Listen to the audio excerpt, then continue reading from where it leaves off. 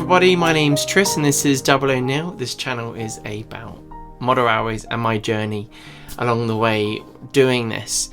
One thing that I realised within the hobby, and I'm sure there's many more people like this than just me, is sometimes I kind of just mock something up because either I feel I haven't got enough time to do it properly and make it right, so I'll end up having a mock-up. Like I've got my cardboard hills that go alongside, actually one part of the railway, which is really kind of nice. And I'm like, why don't I just finish that? The other bits is I've got my little station where the narrow gauge line meets the standard gauge. Still haven't done that. And sometimes in my head I'm thinking I haven't got time, or I'm not going to be able to make it good enough. And then, so what's the point if I'm never actually going to get it done? So I've kind of had a little readjustment in my head, and since building the Metcalfe kits, I've had that process of thought of, well, that card is really nice, what they've done there. You can neaten up any edges that are exposed with paint to make it really look like a nice model, and you wouldn't even realise it's come from a card kit. But who kind of cares if it's a card kit, plastic kit made from stone, or it's a real life building scaled down, you know, putting it out. If it looks nice to you and you enjoy it, and actually people don't realise, all that stuff doesn't matter. And anyway, it's about what I want with my railway. At the end of the day, it's my model railway. So what I decided to do was 3D print a platform, and I had something in mind for quite some time. I think it's Crovan's Gate off the season 4 of Thomas the Tank Engine series. You can see this wonderful platform, and I've always liked the look of it, and I just thought I'd like to have something like that on my railway. And so with a bit of time, do some CAD work, not too much actually, just a bit, draw up these 3 pieces, because I couldn't print it as one. I was able to make myself this piece that fitted, and it's looking alright. I've got my 2 stages, I've got some steps that come down, happy with that. After that, I ordered myself some of the brick. I've got some of the packets just here. So we'll start with the first one. So I got some, obviously I've been through it, the red brick builder sheets, and it looks really good. It looks slightly weathered brick. There's purpley bricks in there, there's reddish ones, brownish ones, you know, that's that. Then I got the tarmac sheets as well, which I'm using for the top, and after that I'll be doing some painting. So that's kind of cool. And for future projects I've even got some stone stuff. I haven't even thought about what I use it for, but it's kind of cool. You don't have to spend too much money on it, and you can get a bunch of sheets to come through. There's normally like 8 sheets in there, and you can do quite a lot on there. And like with the tarmac ones, it's thick card, it's pretty sturdy. So on my 3D printed bits where I have the joins, it sits alright. But what I do is we'll have a little look now at the fitting of all of it. I've had a lot of fun with it, with the painting, sticking it on. It looks nice, and yeah, I'll just share that with you. So let's go have a little look. This is the cardboard piece that I've been working on, and I'll have the narrow gauge side, which then obviously connects up with the standard gauge side. This bit, it's been here for a little while now, and it was going to be temporary, and I thought this isn't what I'm doing as my my station for this area. And so I 3D printed these bits as I've talked about, in just 3 pieces, well, 3 main pieces, where I have 2 additional bits that go in it to get to the right width, because I made a bit small on the first 2. I'm like, fine. And with that done, I need to just glue that together, and I'm using Yoo-hoo to glue this together. And Yoo-hoo seems to set it pretty hard, like quickly, and it's firm once it's done. I had some little tabs I could put it on. I wish I'd put some more tabs on now. I just thought I would just butter up and glue it and be fine. But because I wasn't super confident with that, I actually ended up using some railway sleepers underneath, which you can just see through the translucency of this. So gluing these little side bits on, they're just going to get it to length. And I don't use loads of Yoo-hoo, but I use enough. Anyway, you can see my little sleepers underneath here. looking tidy. Could have made use of the bits that you cut off, so I was really pleased with that. So I thought, fine. I didn't have any plastic card or anything. So these are my builder sheets. This is the brick, which I think these are absolutely excellent. I love the Metcalfe kits, and I didn't realise you could just buy the sheets on their own, which means you can make whatever you like. So you can make a little building, you know, by hand, and all the sides and everything, put it together with this or like me, I can 3D print something, start sticking this card to it everywhere, and that's kind of really fun. Take some time though. If you've got funny shapes and contours and little edges and things, you need to spend a bit of time and trim things to the right length. And I just basically counted down the bricks, made sure I cut along a bridge row correctly, because initially I was just thinking, how am I going to do this? But it actually turned out it wasn't too bad. And you can start with one edge, it runs over another bit, and you can just trim it off later on, which works out absolutely fine. I had some bigger sections which are for the standard gauge sides, but we've got the middle part here, and I thought I'll start with this. Actually no, I had already started with the narrow gauge bit, but we're running it across. I've got to consider the step, so I trimmed a bit in for the step, and then we have the little taper bit, but I can cut the taper bit afterwards.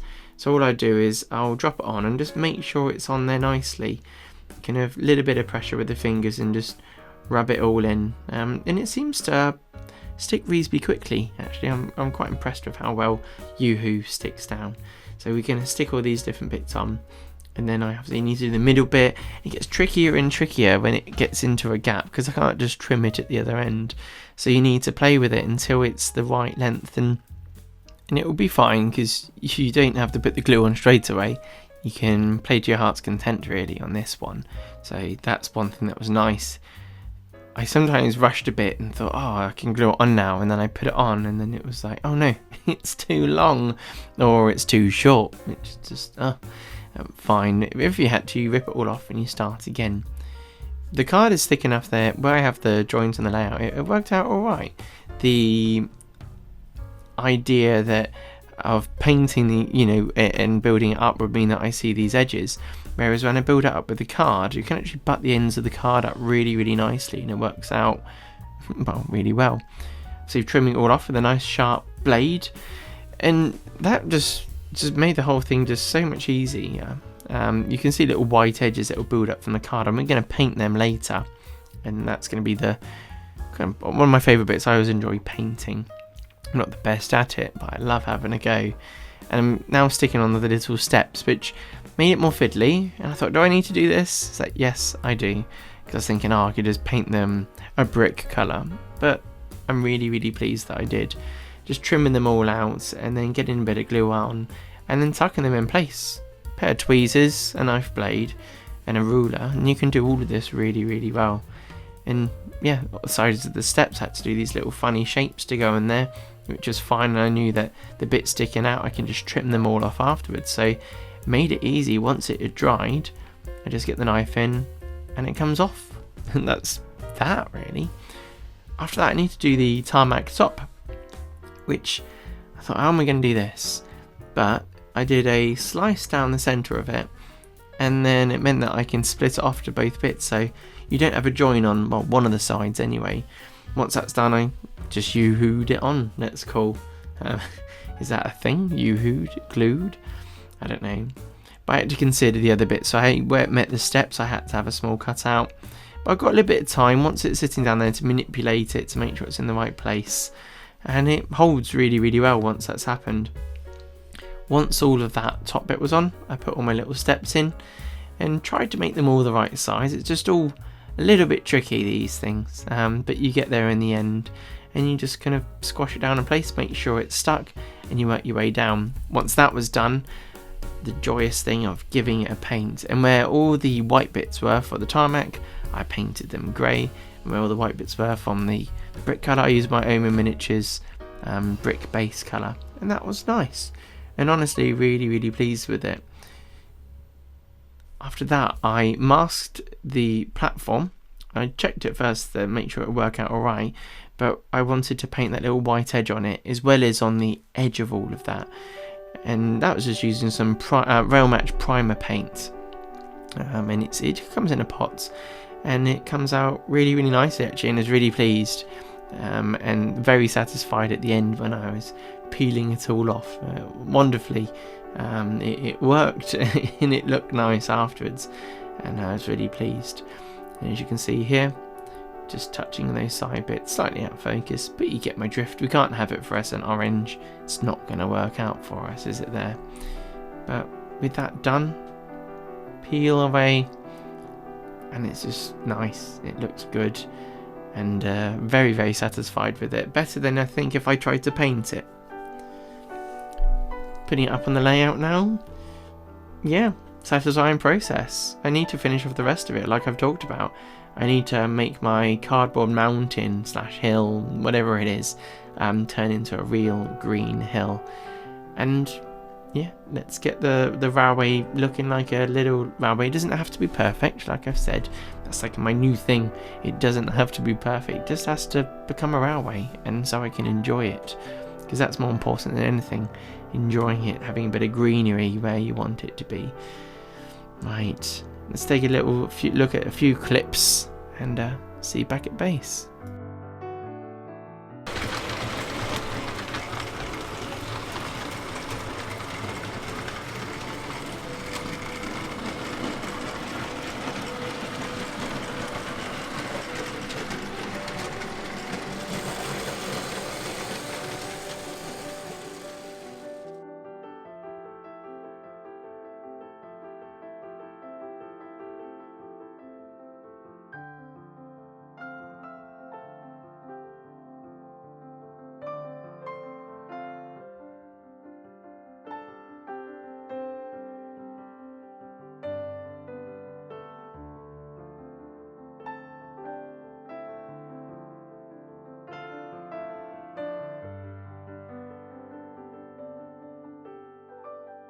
Seeing the rest of the layout now with that there, I feel, again, I talked about it before, my cardboard hill that kind of goes up behind, which is creating that embankment going up to the sky. Thinking, well, I need to put something green there, and with the use of a new tool that I have, which I'll be talking to you about in a minute, is how about making like a polystyrene based hill. Something simple, fun, lightweight, so I can get it out if I don't want to use it, and something to finish the layout off, because I think I'm always going to have a half finished layout, and sometimes it won't even be half because I haven't even attempted to do something. And I thought, if I attempt to do something and then create what will be representative of what I'd like, I can always improve it later on with the additions of things or redoing it in a slightly different way. But it'd be nice to have a layout that's complete, and that's something that I want to focus on a bit more. So talking of the layout on the other side, where we have the work that we've seen on the last episode and the episode before, I've got a fiddle yard, as you know, and then there's kind of two lines running in front of that, which has got a bridge. I have my station there, and there will be hopefully some embankments in future. What I've decided to do was put a back scene up, and that didn't come without its difficulties. What happens is once I have something up there, I can't get to the fiddle yard. So my biggest thought was I need to be able to get this down by, let's say, remove some screws and it will slot down, and there's the issue. I can get to it. Yes, there's going to be issues of if I'm DCC on those lines and I flick the points and I want to pick a certain engine, I'm not going to know what's going to come out. So I need to figure that out, and that's something I haven't completely figured out yet. But I was thinking, what if I got a quarter of a CCTV camera sitting there and I can see, it's on that line and yes, it's moving. That might be overkill, but there might be some cheap systems out there. Might be kind of fun as well. So that's some of the bits I've been thinking about with that. And when I was also building the back scene, I didn't do it quite right. And what we'll do is we'll go look at a few shots of building it, how I went through it. I followed Everard Junction, some of his bits on the video. I should listen to it a bit more actually, because I realised some of my mistakes as I went, and we'll talk about that as we have a look at these bits. But it was quite a satisfying process in the end, a little bit frustrated and some worries, but it was good fun overall. So let's go have a little look.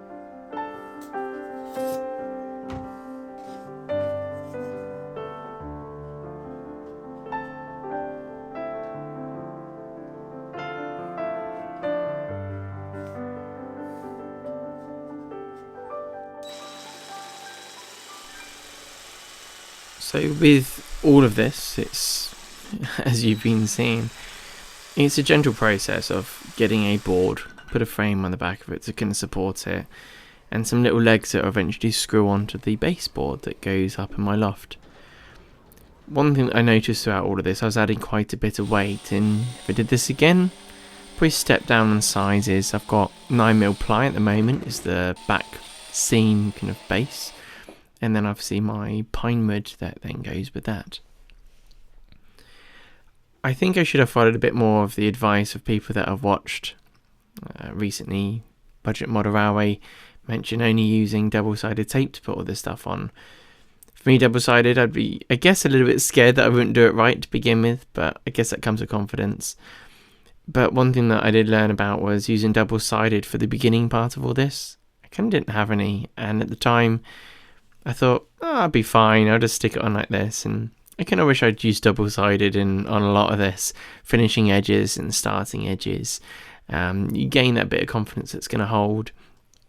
But I stuck with my glue, which is a 50-50 mix. But to be honest, with the glue that I'd used, I felt it was quite runny to begin with, and I should have gone for a higher concentration of the glue in my view.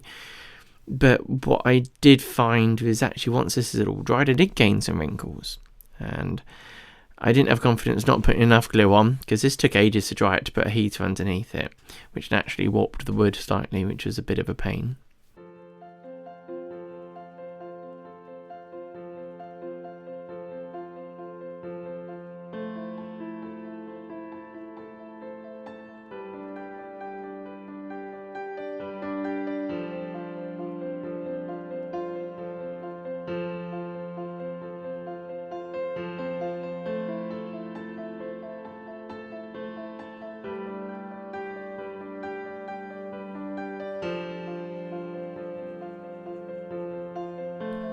This bit I found kind of tricky. I should have used a smaller brush.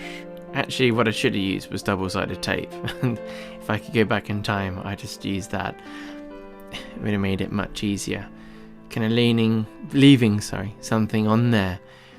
I thought I need something heavier than the spirit level. So I had these 2 bits of wood and some metal, and it did the job. And I continued the rest of this. All pretty simply done, just kind of doing 10 to 12 inches at a time, and then using that brush to kind of tease it all together nicely.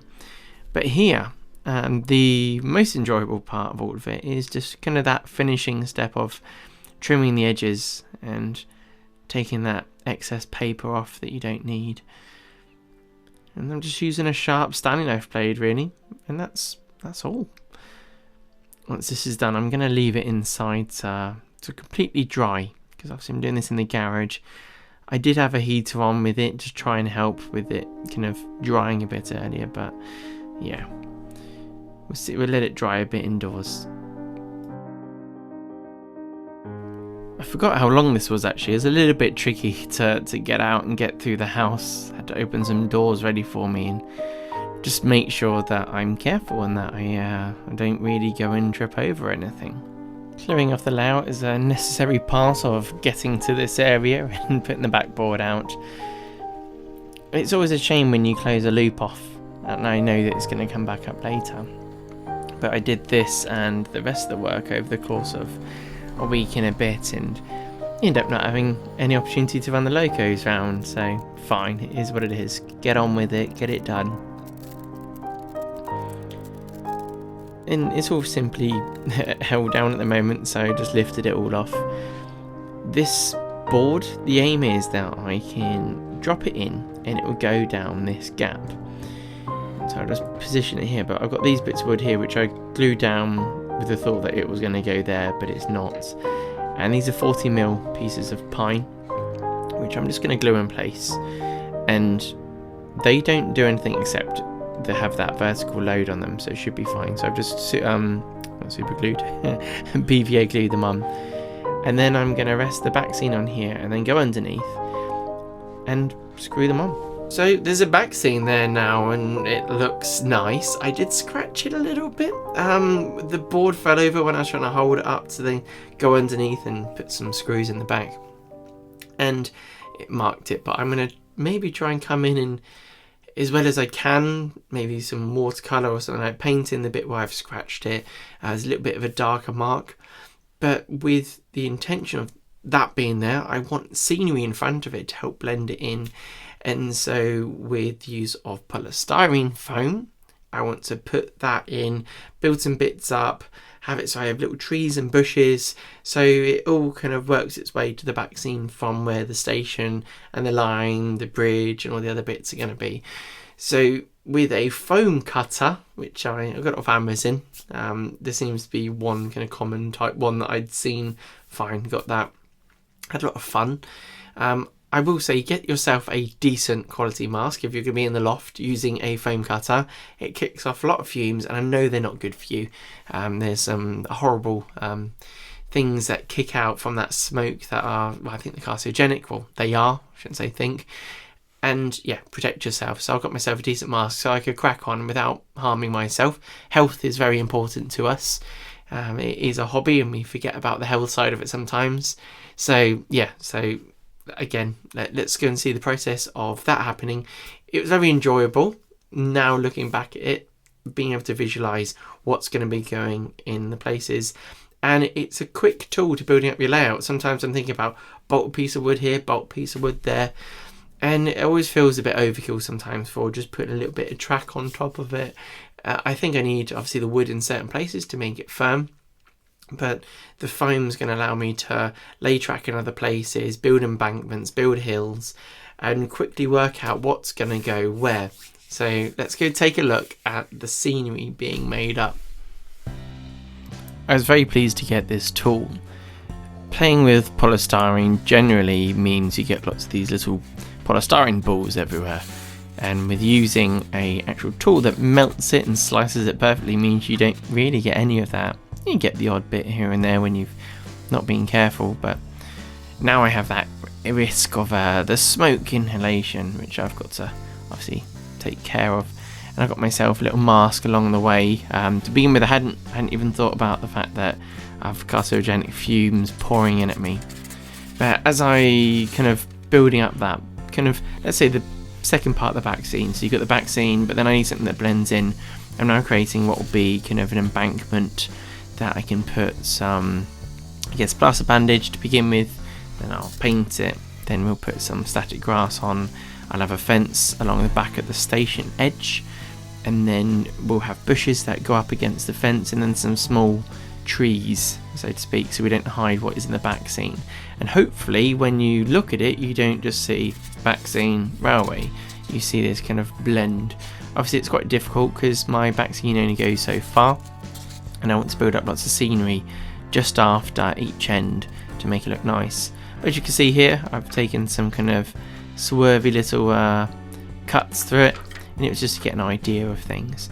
But basically I want to taper it down so it meets the back of that station edge, and that's where, like I said, that shrubbery and bushes will go.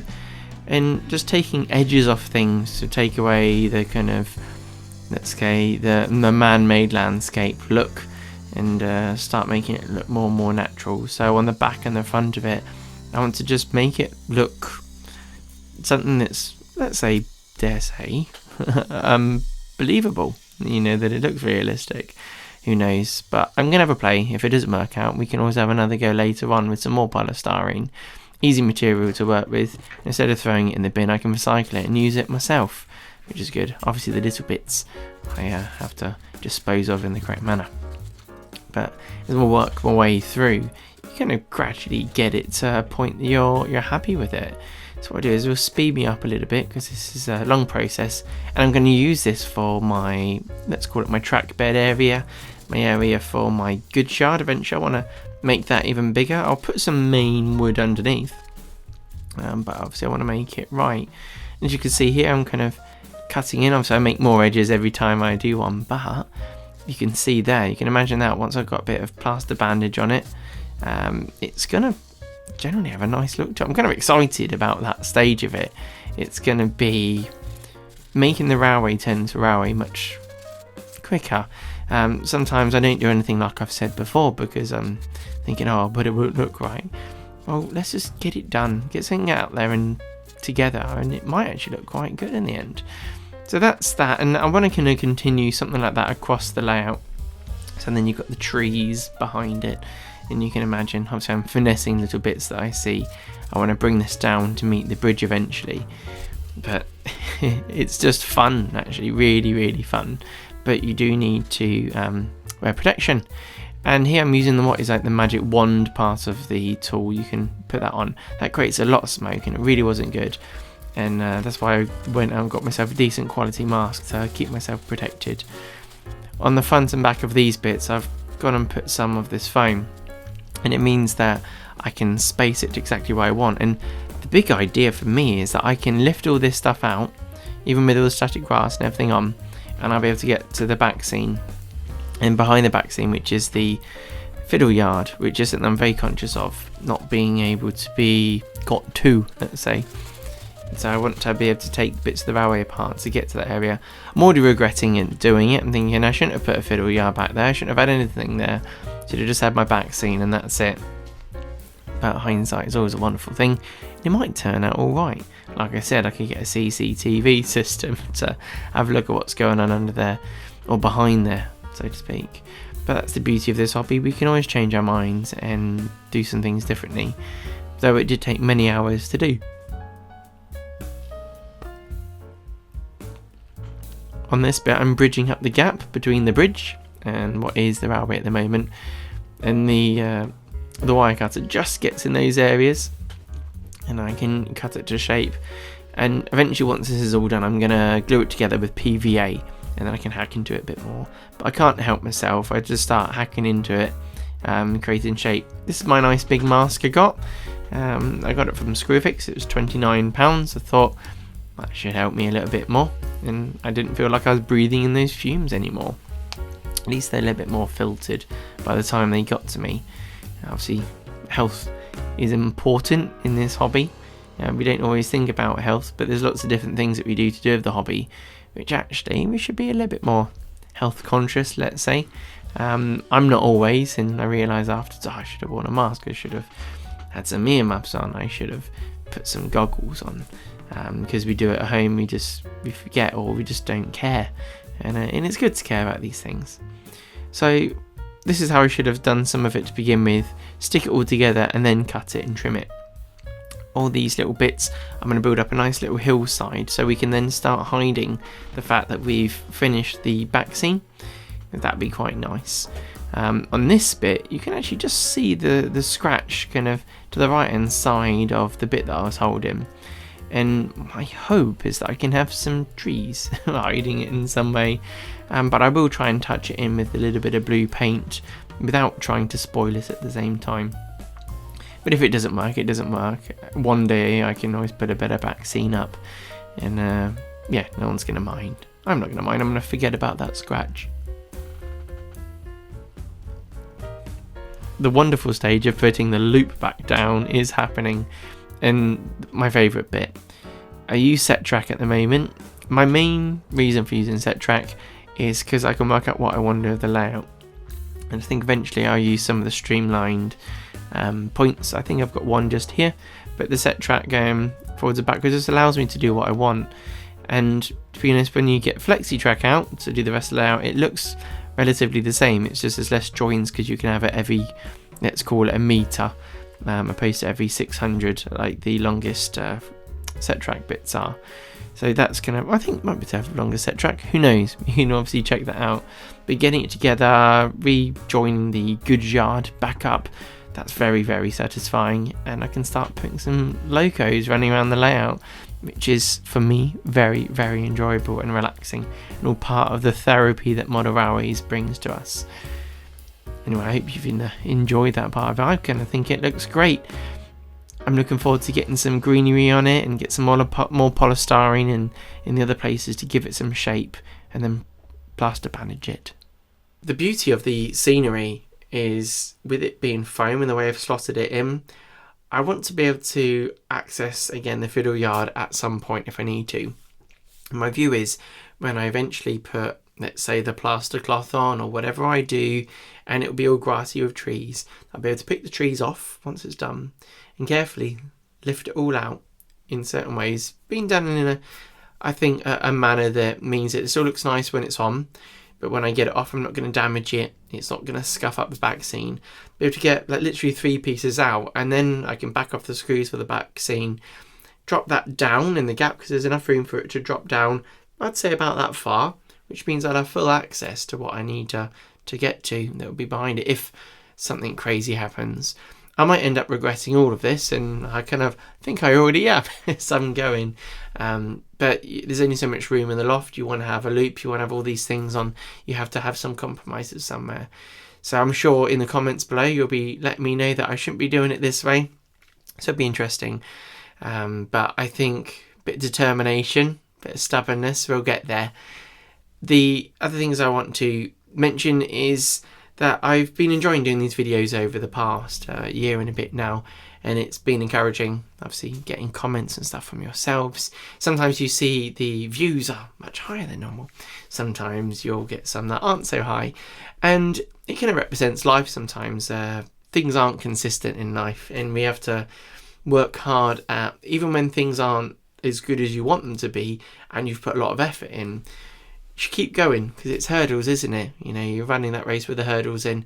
You don't stop at the first one. You just keep working away, and sometimes it gets easier, sometimes it gets harder. And for you out there that's especially during this time that are struggling, just keep going, keep fighting along. We've all had our battles, and we're all working away in our own different ways.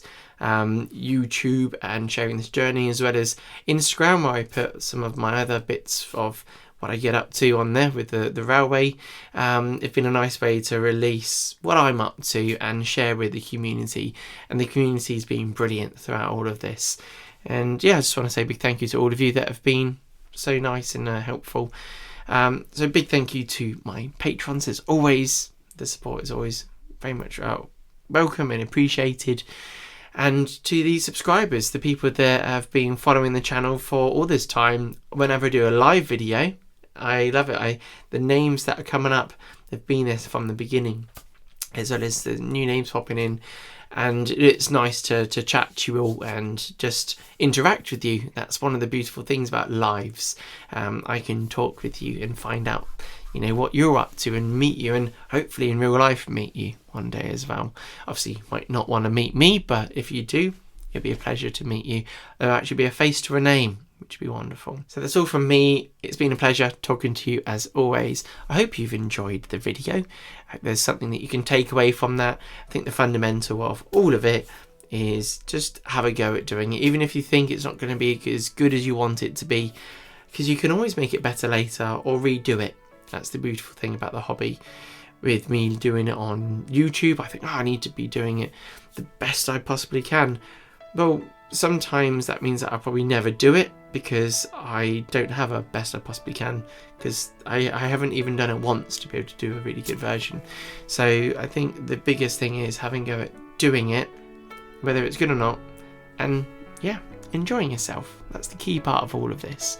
Thank you. See you soon. Take care. Look after yourselves, and goodbye.